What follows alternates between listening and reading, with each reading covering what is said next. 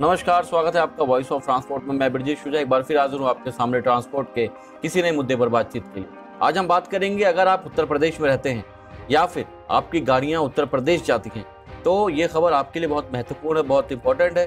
क्योंकि इस खबर को जानना आपके लिए इसलिए भी महत्वपूर्ण है क्योंकि अगर आपकी गाड़ियाँ वहाँ पर जाएंगी तो अब आपकी जेब पर पड़ सकता है कुछ अतिरिक्त भार। अब आपको अपनी जेब में कुछ ज़्यादा धनराशि लेकर जानी होगी, क्योंकि अयोध्या पहुंचने के लिए अब आपको जो टोल टैक्स की राशि है उसमें इजाफा कर दिया गया है।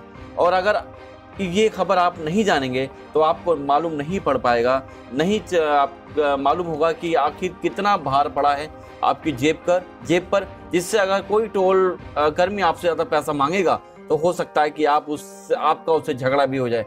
क्योंकि इस खबर को जानना बहुत ज़रूरी है, इस खबर से परिचित होना बहुत ज़रूरी है। ये खबर आपको बताते हैं और बताते चले कि कहां पर पहुंचने पर आपको अतिरिक्त पैसा देना पड़ेगा अपनी जेब पर, आपकी जेब पर कुछ अतिरिक्त भार पड़ा है।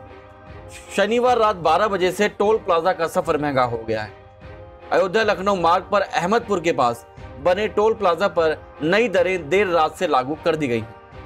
Ahmadpur toll plaza manager Keshav Prasad ने इस संबंध में बताया कि टोल की नई दरों में 5 रुपए से लेकर 780 रुपए तक बढ़ोतरी की गई है। यहाँ 5 रुपए से लेकर 780 रुपए तक बढ़ोतरी की गई है। नई दरें शनिवार देर रात से प्रभावी हो गई हैं। इसके तहत कार, जीप आदि वाहनों को दोनों तरफ से 5 रुपए ज्यादा देना होगा।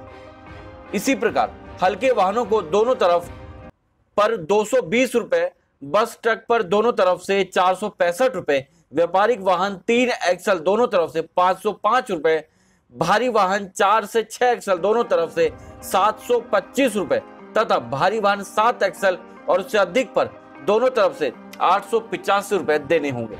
यानी आपकी जेब पर भार पड़ गया है, टोल टैक्स बढ़ गया है। और बता दें कि 1 अप्रैल से संभावना जताई जा रही थी कि सीएनजी पर भी रेट बढ़ेंगे, तो यानी इलेक्शन का माहौल है और टोल टैक्स और सीएनजी पर लगातार बढ़ोतरी हो रही है।